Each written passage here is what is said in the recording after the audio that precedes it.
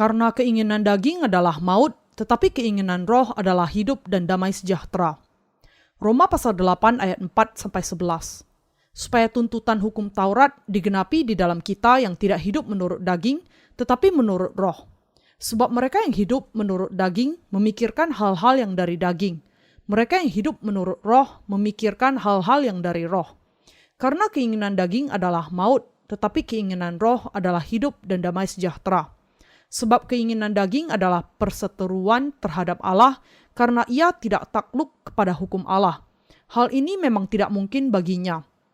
Mereka yang hidup dalam daging tidak mungkin berkenan kepada Allah. Tetapi kamu tidak hidup dalam daging, melainkan dalam roh.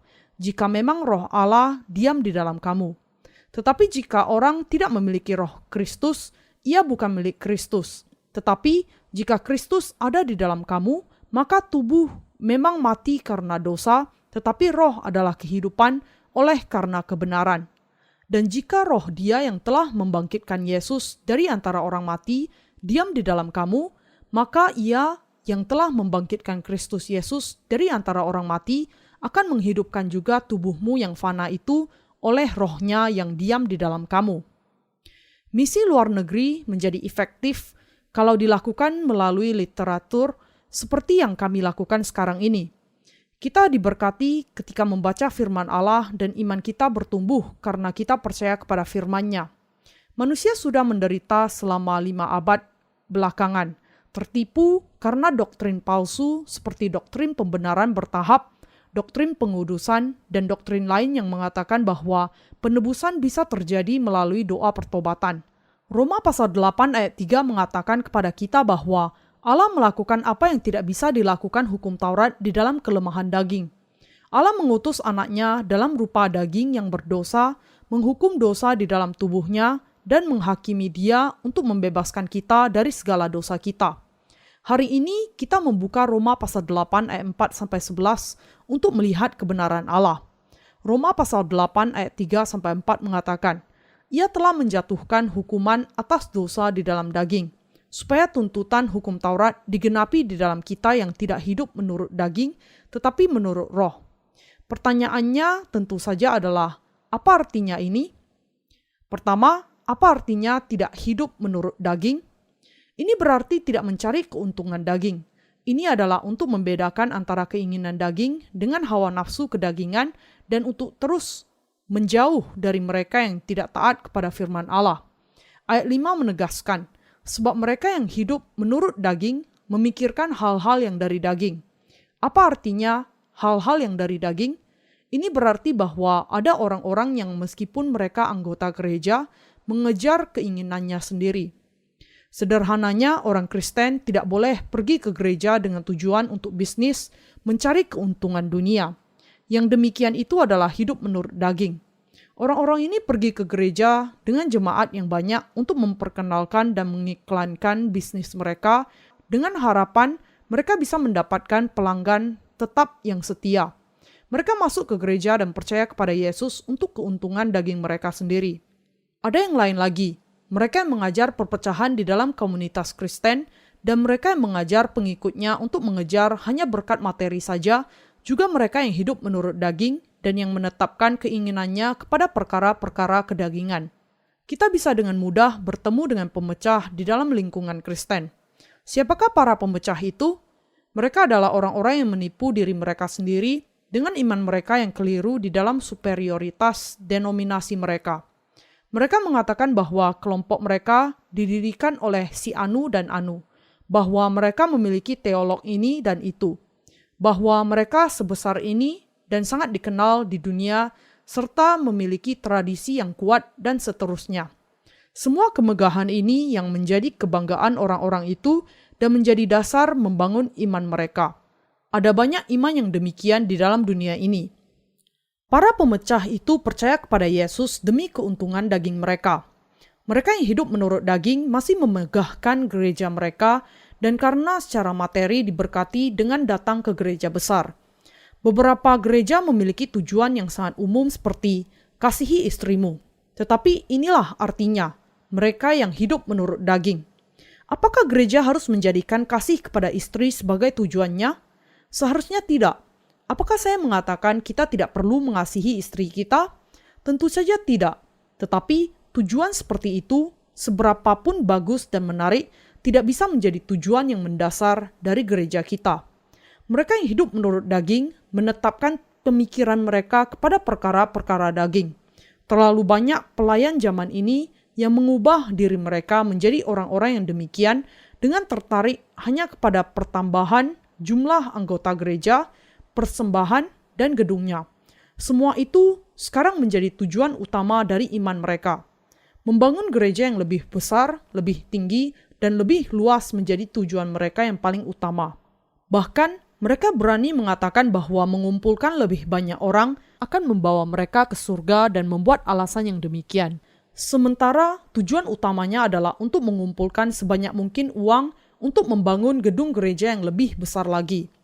Untuk menjadikan gereja mereka hidup menurut daging, mereka harus mengubah pengikutnya menjadi fanatik agama. Beberapa pendeta membangun keberhasilan mereka atas dasar kemampuan mengubahkan jemaat mereka menjadi fanatik, setengah gila, terbawa khayalan, dan salah arah. Mereka yang hidup menurut roh Allah. Namun, ada orang-orang yang sungguh-sungguh hidup menurut roh Allah di antara orang Kristen. Mereka yang hidup menurut roh, hidup sesuai dengan firman Allah.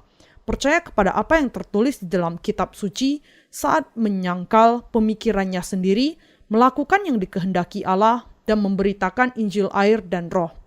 Alkitab mengatakan bahwa mereka yang hidup menurut roh menetapkan pikiran mereka kepada perkara-perkara roh. Kalau kita sudah diampuni dari segala dosa kita dengan percaya kepada kebenaran Allah, kita tidak boleh hidup sembarangan, tetapi hidup dengan merenungkan pekerjaan roh.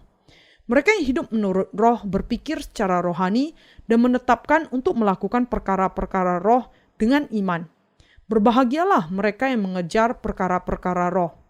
Mereka adalah orang-orang yang berkenan kepada Allah, menyelamatkan orang lain dari dosa-dosa dunia, dan hidup oleh iman.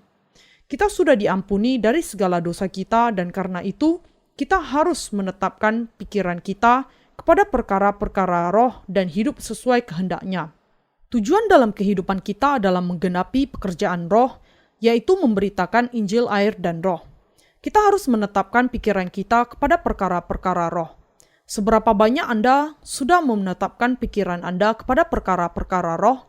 Kita bertempur di dalam peperangan rohani dan harus mempraktekkan perkara-perkara roh dengan percaya kepada kebenaran Allah dan dengan memberitakannya. Kita harus selalu berpikir mengenai apa yang menyenangkan Tuhan dan melakukan pekerjaan roh dengan menetapkan pikiran kita kepada pekerjaan Allah, meskipun kita lemah dan banyak kekurangan. Ketika suatu pekerjaan tertentu selesai, kita harus berjuang lagi melakukan pekerjaan lain yang akan menyenangkan Tuhan. Kami sekarang memberitakan Injil air dan roh ke seluruh dunia melalui literatur. Sekitar 200-300 orang menerima buku Kristen gratis dari kami setiap hari dengan mengunjungi situs web kami. Dengan berjuang dengan iman untuk memberitakan Injil air dan roh kepada semua manusia di setiap negara di dunia, kami melayani Injil bersama dengan Anda di dalam gerejanya. Kalau kita tidak menetapkan pikiran kita kepada perkara-perkara roh, kita tidak akan menerima buah-buah roh. Kita harus melakukan pekerjaannya satu demi satu dengan pikiran yang ditetapkan kepada perkara-perkara roh. Kemudian itu akan menyenangkan mempelai pria kita, Yesus Kristus, seperti istri yang bijaksana yang kita lihat di dalam kitab Amsal pasal 31. Ayat 8 mengatakan, mereka yang hidup dalam daging tidak mungkin berkenan kepada Allah. Ini menunjuk kepada mereka yang belum menerima pengampunan dosa. Sebab keinginan daging adalah perseteruan terhadap Allah karena ia tidak takluk kepada hukum Allah. Hal ini memang tidak mungkin baginya. Mereka yang hidup dalam daging tidak mungkin berkenan kepada Allah. Roma pasal 8 ayat 7-8. Demikianlah orang berdosa yang tidak memiliki Roh Kudus di dalam dirinya tidak bisa melakukan pekerjaan Allah dan juga tidak bisa menyenangkan Dia. Orang berdosa tidak menundukkan dirinya kepada hukum Allah. Mereka juga tidak menundukkan diri kepada kebenaran Allah. Mereka tidak bisa menyenangkan Dia. Ini karena mereka tidak bisa mengerti apakah kehendak Allah, seperti Roh Kudus tidak bisa berdiam di dalam kehidupan mereka. Yang menyenangkan Tuhan adalah untuk mengampuni segala dosa manusia dengan Injil air dan roh. Ia tidak senang dengan pujian dan penyembahan dari orang berdosa. Allah tidak disenangkan kalau orang berdosa menyembah Dia. Tidak peduli bagaimanapun orang-orang berdosa mengangkat tangan dan mengeluarkan air mata dalam penyembahan, mereka tidak bisa menyenangkannya. Orang Kristen yang penuh dosa berusaha menyenangkan Allah dengan dibawa oleh perasaannya. Mereka tidak bisa menyenangkan Tuhan. Mereka yang memiliki dosa tidak bisa menyenangkan Tuhan karena mereka orang berdosa. Seberapapun mereka berusaha, orang berdosa tidak pernah bisa menyenangkan Tuhan. Itu bukan masalah seberapa keinginan mereka untuk menyenangkan Tuhan. Tetapi masalahnya adalah memang tidak mungkin bagi mereka untuk menyenangkan Dia. Apakah Allah disenangkan kalau orang membangun gereja yang lebih besar? Tidak. Kalau memang perlu untuk membangun gereja yang lebih besar, dengan segala cara, gereja yang besar perlu dibangun. Tetapi membangun gereja yang lebih besar hanya demi bangunan itu sendiri sama sekali tidak menyenangkan Allah. Sebuah gereja di kota saya, contohnya baru-baru ini, menghabiskan dana $3 juta untuk membangun sebuah gedung gereja baru. Meskipun gedung gerejanya yang lama, yang letaknya tepat di sebelahnya, masih sangat bagus dan memadai. Kalau jumlah anggotanya hanya 200 atau 300 orang, perlukah membangun gereja yang demikian? Gereja Allah bukan dibangun dari batu bata. Allah mengatakan bahwa kita adalah bait Allah dan bahwa roh Allah berdiam di dalam hati orang-orang benar. Benar untuk membangun gereja yang lebih besar kalau memang diperlukan. Tetapi apakah membangun gereja yang besar itu sendiri memberi kemuliaan bagi Allah? Tidak. Apakah mengumpulkan lebih banyak orang ke dalam gereja memberi kemuliaan bagi Allah? Tidak. Anda tidak bisa menyenangkan Allah hanya dengan melakukan hal itu. Mereka yang ada di dalam daging tidak bisa menyenangkan Tuhan. Kadangkala bahkan ada orang benar yang hanya mengejar keuntungan daging. Orang-orang ini tidak bisa menyenangkan Tuhan. Di antara orang-orang benar, ada yang masih terikat kepada pemikiran daging seperti orang berdosa. Orang-orang ini tidak bisa menyenangkan Allah. Mereka pada kenyataannya tidak bisa menjalani kehidupan iman yang sehat di dalam gereja, mengeluh dan membenci gereja Allah, dan pada akhirnya akan meninggalkan gereja. Karena itu, kita yang benar seharusnya menjalani kehidupan yang benar dan menyenangkan Allah, bukan kehidupan yang hanya mencari keuntungan daging. Kita harus berpikir mengenai pekerjaan Allah dan kebenarannya, melayani pekerjaan kebenarannya dan menggunakan tubuh, pikiran, dan milik kita sebagai alat bagi kebenaran Allah. Kita harus menjalani kehidupan yang menyenangkan Allah. Mereka yang ada di dalam roh Kristus. Mari kita membaca ayat 9 bersama. Tetapi kamu tidak hidup di dalam daging, melainkan dalam roh. Jika memang roh Allah diam di dalam kamu. Tetapi jika orang tidak memiliki roh Kristus, ia bukan milik Kristus. Bagian ini menurut Paulus berarti bahwa kalau kita percaya kepada Injil, air, dan roh, dengan kata lain, kalau kita percaya kepada kebenaran Allah, dan kita sudah ditebus dari segala dosa kita, kita tidak lagi di dalam daging tetapi di dalam roh. Kalau seseorang memiliki roh di dalam hatinya, orang ini di dalam Kristus. Dan kalau ada yang tidak memiliki roh Kristus, ia bukan miliknya. Kita dengan demikian bukan di dalam daging tetapi di dalam roh. Kita yang di dalam roh dan sudah dibebaskan dari dosa melalui Injil, air, dan roh, tidak boleh lupa bahwa kita adalah tentara kebenaran yang memiliki kemampuan menyenangkan Allah sebagai orang benar di dalam Kristus. Kita tidak boleh putus asa karena kelemahan daging kita, tetapi menyenangkan Allah dengan iman bahwa meskipun kita lemah, kita miliknya dan kita di dalam Dia. Dan karena itu, kita adalah pekerjanya. Kita harus mengerti bahwa tidak diizinkan bagi kita hanya mengejar keuntungan daging setelah kita dilahirkan kembali. Kita harus hidup dengan pemahaman bahwa orang-orang benar ditentukan untuk hidup hanya untuk kebenaran Allah. Ayat 10 menunjukkan kepada kita bagaimana seharusnya orang Kristen hidup. Tetapi, jika Kristus ada di dalam kamu, maka tubuh memang mati karena dosa, tetapi roh adalah kehidupan oleh karena kebenaran. Dalam kebenaran, kita, tubuh kita, disalibkan dan mati dengan Yesus Kristus karena dosa-dosa kita. Kita diselamatkan dari dosa melalui kebenaran Allah. Karena kebenaran ini, roh orang-orang benar dengan demikian memiliki hidup kekal. Hidup kekal. Kita harus mengerti bahwa mereka yang sudah dibenarkan tidak lagi diizinkan hidup hanya untuk dagingnya. Mereka yang tidak hidup untuk kebenaran Allah setelah dilahirkan kembali adalah jauh dari berkat-berkat-Nya. Kita ditentukan untuk hidup bagi kebenaran Allah. Mungkin beberapa di antara Anda setelah dilahirkan kembali dari air dan roh pernah berpikir dalam keputusasaan. Alkitab mengatakan bahwa mereka yang di dalam daging tidak bisa menyenangkan Allah. Saya pasti salah satu di antaranya. Tetapi itu tidak benar. Allah sudah memperbaharui kita untuk hidup sebagai tentara kebenarannya. Beberapa orang berpikir seperti itu mungkin karena mereka salah paham akan Alkitab. Meski beberapa orang benar berpikir bahwa mereka tidak bisa hidup sesuai dengan kehendak Allah karena tubuh mereka hidup menurut daging dan karena mereka lemah, yang benar adalah bahwa mereka yang memiliki Roh Kudus di dalam mereka bersuka cita dalam melakukan pekerjaan Allah. Melakukan pekerjaan Allah membuat mereka berbahagia, senang, dan baik. Sebaliknya, hidup tanpa melakukan pekerjaan Allah adalah hidup tanpa motivasi dan tujuan. Hidup yang penuh kutuk. Setelah kita menerima Injil air dan roh dan berdiam di dalam kebenaran Allah, Roh Kudus berdiam di dalam kita. Roh Kudus datang dan berdiam di dalam diri orang yang sudah menerima penebusan. Apa yang terjadi kepada mereka yang didiami Roh Kudus? Mereka ditentukan untuk melayani kebenaran Allah dan melakukan pekerjaan kebenarannya. Singkatnya, mereka yang sudah menerima pengampunan dosa dan dibenarkan harus hidup oleh iman saja. Orang benar bisa memelihara iman mereka hanya ketika mereka hidup oleh iman dan melakukan pekerjaan Allah. Kalau Anda berpikir bahwa Anda akan menjalani dunia ini dengan daging Anda, meskipun Anda sudah dibenarkan, ini karena Anda tidak menyadari bahwa Anda sudah menerima pengampunan dosa dan bahwa nasib Anda sudah diubahkan. Nasib orang benar sudah diubahkan. Sebelum mereka dilahirkan kembali, mereka hidup bagi dunia dan untuk tujuan mereka sendiri, dan sudah berbahagia ketika menjalani kehidupan duniawi mereka. Namun setelah dilahirkan kembali, tidak mungkin untuk hidup demikian lagi. Kita sudah menerima pengampunan dosa. Apakah kita akan berbahagia kalau pendapatan yang kita terima angka nolnya sampai 6?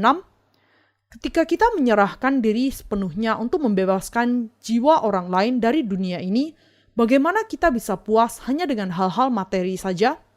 Saya dengan kata lain meminta Anda untuk berpikir keras mengenai perkara-perkara daging dan roh.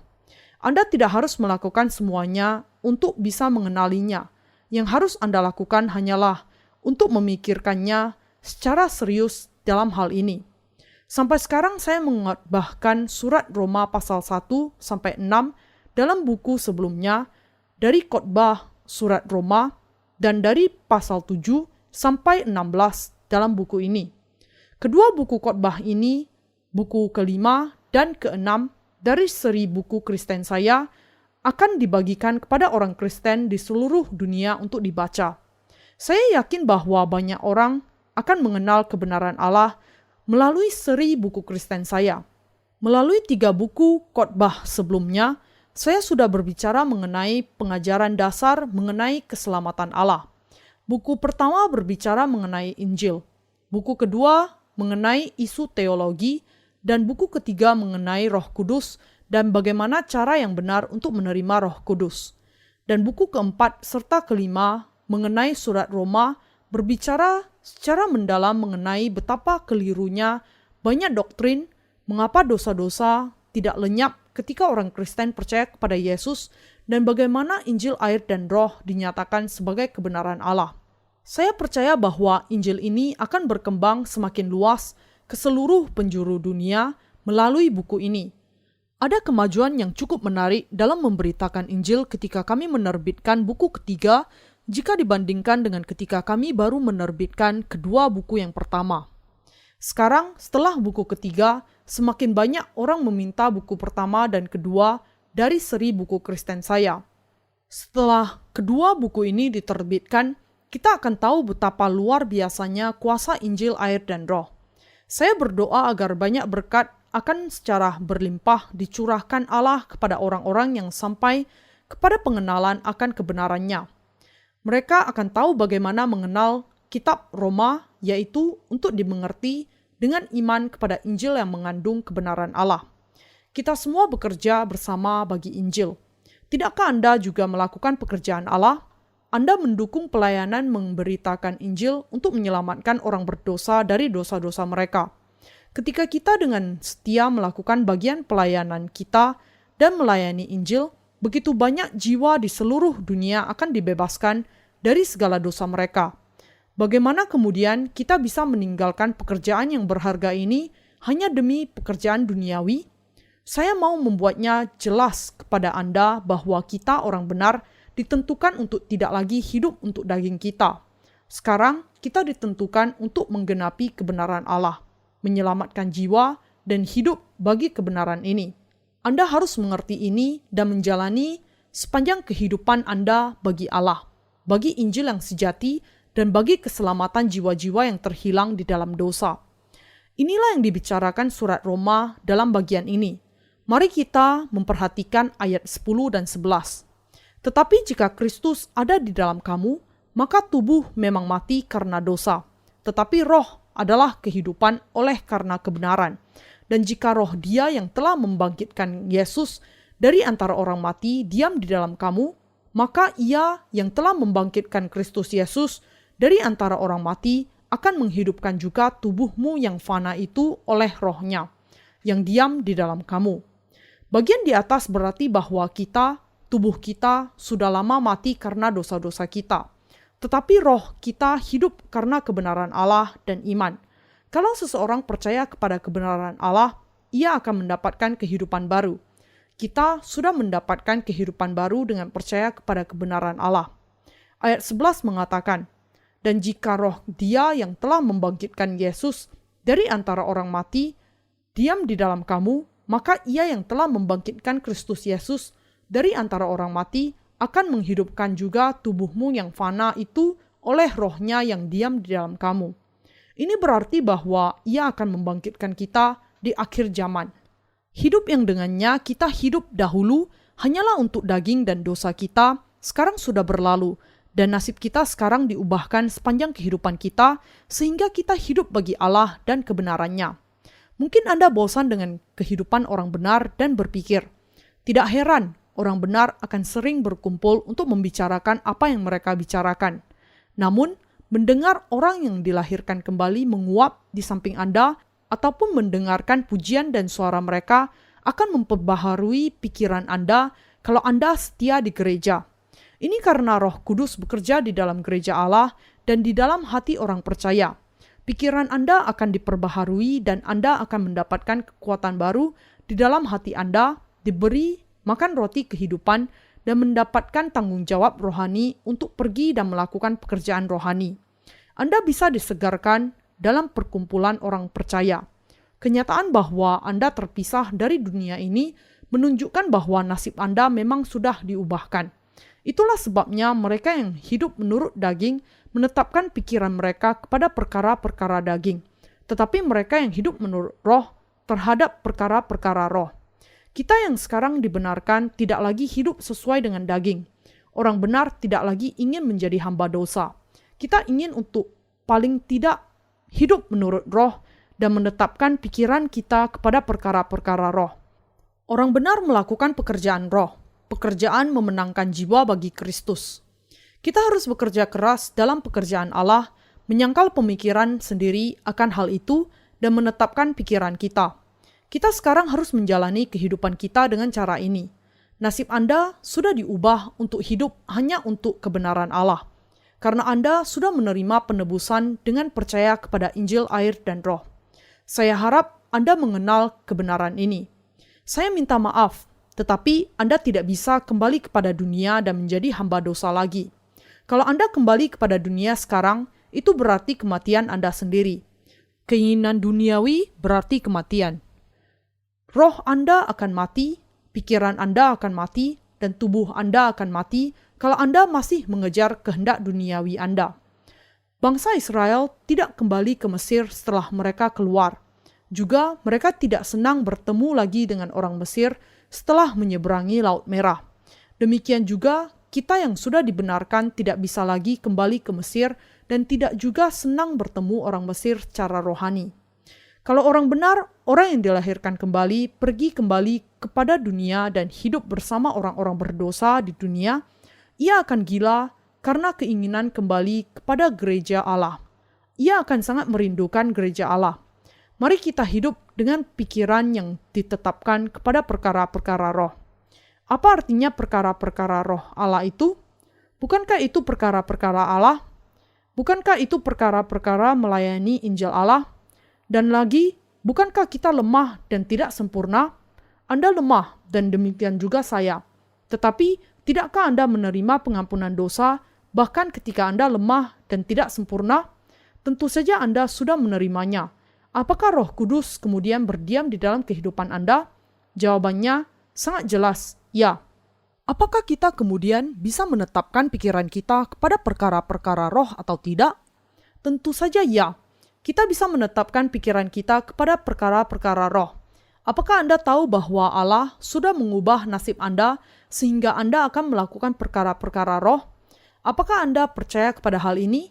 Pikiran kita sekarang diubahkan. Kalau Anda tidak tahu bahwa pikiran Anda sudah diubahkan sementara kenyataannya memang sudah, itu menunjukkan Anda dalam bahaya. Anda harus menetapkan pikiran Anda kepada kebenaran Allah. Gereja Allah kemudian akan menjadi rumah Anda.